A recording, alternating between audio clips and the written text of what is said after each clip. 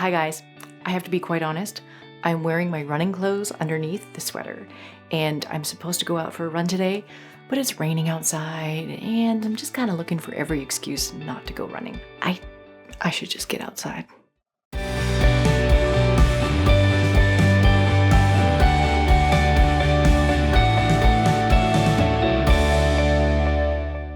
Hi guys, thank you guys so much for being here this week. My name is Felicia from Sweet Georgia Yarns, and every week I come to you guys to talk about knitting things, weaving things, dyeing, what I'm doing at Sweet Georgia, what I'm doing at the school of Sweet Georgia, and just basically what's on my needles. So this week was the launch of the Tullameen Mystery Knit-Along that we are doing at Sweet Georgia. So last year we did our first mystery knit-along, and this year we're doing our second one. This one's called Tullameen, and it is a 3-color shawl, mystery shawl.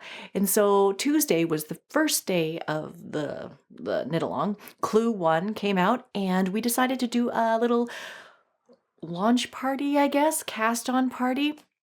We had no idea whether or not this was going to work or not, but basically we just offered up a video meeting link, and then anybody anywhere could join and check in and show what color yarns you're using and talk about what needles you're using, all of these kinds of things. So Tuesday morning, we did the cast on thing, and I wasn't sure if, we were going to shut down my computer or the internet was not going to work. But in all of the years that we've used this program, it's based on Zoom. It's called Zoom video meeting software. We've used it for like 2 or 3 years for just our team internally, for meetings, for staff meetings and things like that. And it's never had a problem, at least not for me. And of course, I turn it on to do the cast on party on Tuesday morning, and there's no sound for me. Like, I can hear everybody else, but I can't hear myself, and my speakers and my microphone's not working. So, of course, you need these technical difficulties to happen literally the minute before everything goes live. And I had tested it before and everything was working, and in any case, Tabitha kindly hosted everybody and was chatting back and forth with everybody while I restarted everything, and everything happened and it was okay. So one of the things that I did first, going into the cast on party, was that I was supposed to decide on all my yarns, but I, being super, super last minute and all, I chose these colors, right? This one, the chocolate chili color, or the chili chocolate color, and this one, the cayenne color. Browns and oranges, I don't know if they're my color, but I love this color. I love this color. But then when I showed these 2 other colors, I showed this color, which is the elderberry, it's kind of a purple, and this one, the strawberry tea from a long time ago. These ones, when I showed these 2 on screen, they became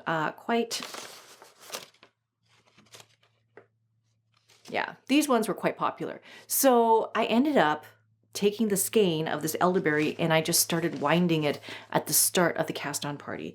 So it took me a little bit of time because I had to wind some of that yarn into a center pull ball just manually by hand, so that I could start doing the cast on. This is not much of a spoiler because this is literally as much as I have knit so far.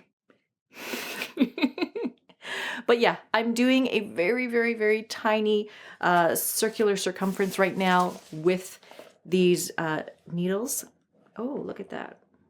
Did I lose any stitches? I hope not. Yeah. So I am doing very, very tiny. It starts with very, very tiny circular cast on, and then you start to increase and increase, and it's going to become kind of like a square shape, I think, so far.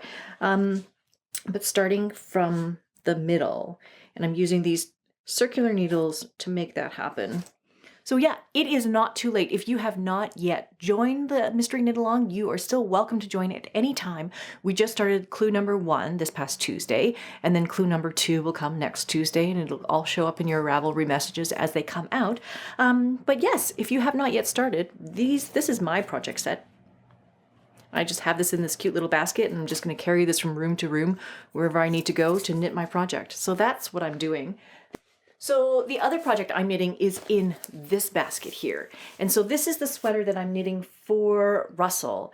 And it's meant to be a colorwork yoke sweater. I have actually finished the color yoke part. I'm not going to totally show you because I'm not sure if I'm allowed to yet because of the pattern. But in any case, you can see it's kind of like yellows and oranges and things like that. And I've discovered that it actually looks a little bit like candy corn. I hadn't meant for that to happen when I first started it, but it does in fact look a little bit like candy corn, just this color combination. I was thinking about Grello. I really wanted it to be Grello, but now it's Halloweeny candy corn color. Now, the other thing is that these 3 skeins of slate came out of the same dye lot, the same dye bath. And I don't know if you can tell. You can maybe tell. You can probably tell. I can tell. These 3 skeins, these 2 look very similar, but this one looks a little bit darker, like noticeably darker. They all came out of the same dye lot, in the same dye bath, and dyed at the same time, same formula, everything. But just the nature of hand-dyed yarns, this is what happens, is that whichever part of the yarn you put into the pot first, that part might pick up a little bit more dye than the other parts. And especially since we're working with superwash tends to suck up dye very quickly and aggressively. And so if it had happened that, when the 4 skeins or the 8 skeins were going into the pot at the same time, that maybe this one hit the water like even a second sooner than the other 2 skeins, this one would end up being darker. And that's just the nature of hand-dyed yarns, and that's how they go. So what I'm going to do is when I start knitting the body of this sweater, I'm just going to alternate between all 3 of these skeins. So that will help produce the most even, the most overall blended appearance in these grays. I can show you the bottom of Nina's sweater. So this is the bottom of Nina's sweater. You can see that there's like some variation and things like that happening in the sweater.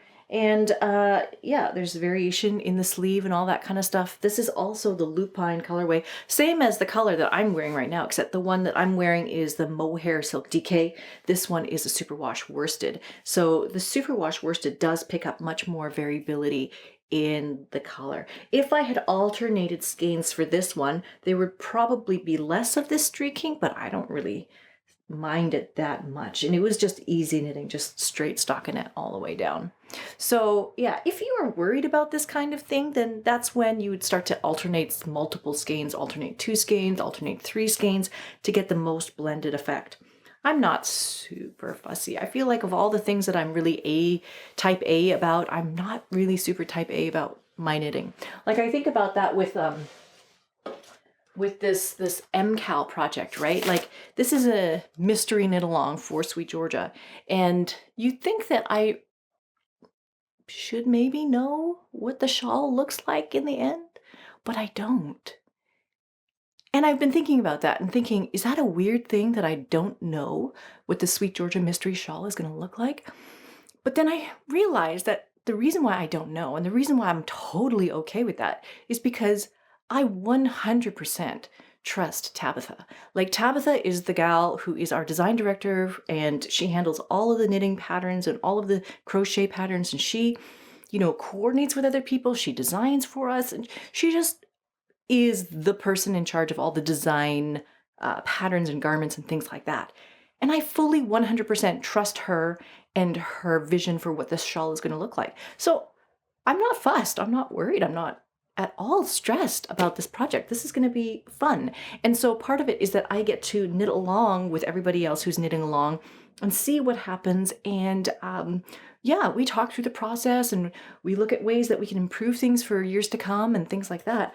But yeah, this is again, knitting along with a mystery knit along is kind of like it's an act of faith. It's kind of like, yeah, it's just putting your trust in someone else, that someone else has designed something that you are going to enjoy, not only just the knitting process, but also the final garment. So one aspect of that is choosing the colors that go into it, but another one is just to be really relaxed about the entire process. Now, one of the things that we have talked about in the past is, wanting to make the most effective use of the yarns that everybody is working with. So if you have 400 yards of yarn, you don't want to knit a shawl that only uses 150 yards of that, and then you have all this leftover yarn. So you really want to maximize the use of each one of these skeins. So Tabitha designed this with that in mind, trying to use up every bit of yarn if possible. Now, the trick with this is that gauge significantly affects how much yardage you'll end up using. And so we ran into this with the Advent shawl that we did last year, where, people with different gauges, knitting looser, knitting tighter, all of that kind of stuff can affect how much yarn you use. So with this one, she also kept those kinds of things in mind. And the whole goal is to also be really, really relaxed about this entire process. So if you say need to change skeins or colors in midway in a row or something like that, I'm totally okay with that. I'm pretty relaxed about that, I think. So yeah, I think if you just approach it with the spirit of fun, approach it with the spirit of, let's see what happens, I think that these mystery knit-alongs can be super fun to do. So speaking of other mysteries and surprises and things like that, we have our Advent project, which is going to be coming out in a couple of weeks. So we have been working on it all year. We've been working on it all year. And our team has been, dyeing the yarn. They've already been breaking up the yarn into these mini skeins and packaging them all up. And the boxes for the Advent, they have arrived. And so we're just almost ready to let people know about that. So that's going to be probably a couple of weeks, and then we'll send out a big email notification. But we send out our email notification to the people who have subscribed specifically to the Advent list first, because there's last year it was a little bit crazy. We sold out of our Advent calendar online in like a day or something like that, a day or two. So it was quite unexpected. So what we did for this year is that we started a waiting list a long time ago with everybody who's specifically interested in the Advent calendar. So if you want, you can check out the link down below and then sign up to be notified about when the Advent calendars go online. And then, and then we'll let everybody know after that for sure about if there are any left over. We made more this year. We plan to make more this year. So hopefully that'll be good. I also wanted to share with you something else that is coming up, and it's not ours specifically, but one of our members in the new School of Sweet Georgia, her name is Gail Evans, and you guys might know her. She makes the most amazing sock blanks. So I'll show you one that I bought from her many years ago, and I feel like it's too precious to use. It's too precious to use. But I bought this from Gail many years ago, and I think it's absolutely beautiful. It's got these fall colors in it. It looks like it's been stenciled or block printed. It's beautiful. So there's a hand painted gradient effect that's happening on the sock blank, and then on top of that, it's been imprinted with something, other colors that make it even more interesting and dynamic. So this could possibly knit up into something quite amazing, but I sort of don't want to knit it up because I just look at it like this and I think it's wonderful. So Gail is one of the students in our School of Sweet Georgia, the new one, and she was mentioning to me that they are also doing an Advent calendar this year, the first time they've ever done an Advent calendar. And so she's doing a mini sock blank Advent calendar. That could be something very interesting. So you can go check that out. She's on Etsy right now. She's doing pre-sales right now on Etsy, and the pre-sales will be up until September 17th. And then after that, she's going to be busy dyeing them and making them and packaging them, and then they will ship out early November. So similar to ours. I think we're also going to post ours near the end of September to do pre-orders, and then we'll ship them out in early November, mid-November, so that everybody gets them before December 1st to cast on. So with Gail, I think she's going to open up each package every day on Instagram and show you what's inside, but that might be something fun to participate in if you're looking for advent calendars for this fall, this winter. So yes, speaking of the School of Sweet Georgia, that is kind of where my brain has been at for many, many, many weeks and months and things now. But in any case, we are at the point where I'm starting to invite people to the new school. So we've already invited a wave of our top Patreon supporters. We've invited a number of our old students from the original platform that we have. So transitioning students over into the new site and welcoming new students and things like that. So if you are at all interested in learning to dye, in our dyeing classes, we had the dyeing intentional color, dyeing complex color, we have our color play. We also have a new series that's coming out called Color Mastery. And so this is basically going to be mini lectures talking more and more in depth about color theory ideas, designing with color, trying to figure out personal color, what colors look good on you, those kinds of topics. That's what we're going to be talking about from September till December. And then I also have a spinning from scratch course that is coming out basically September 1st. It's going to become available. And if you are at all interested in any of these topics, want to learn to spin, if you've never touched a wheel before, never touched a spindle before, and you're interested in learning how to spin, all of this content is going to be available starting in September. So what day is it today? August 31st? Yeah. So yeah, if you are at all interested, please do sign up for our waiting list, and waiting list people will be getting a discount towards the subscription plans that we're going to be rolling out in the next couple of weeks. So I hope you guys enjoy that. So I think that that's all for this week. I am going to see if I can head out and go for a run. I hope that you guys have lots and lots of time to knit this Labor Day weekend. I hope that you guys enjoy the mystery knit along if you're participating in that. I will see you guys on the Ravelry chat.